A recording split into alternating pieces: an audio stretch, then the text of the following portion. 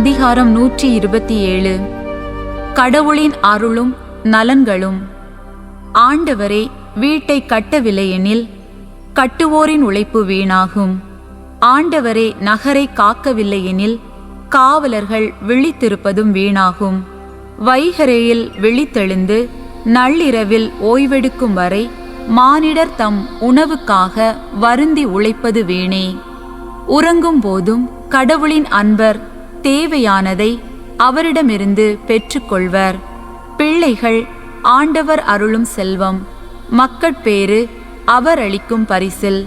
இளமையில் ஒருவருக்கு பிறக்கும் மைந்தர் வீரனின் கையிலுள்ள அம்புகளுக்கு ஒப்பானவர்.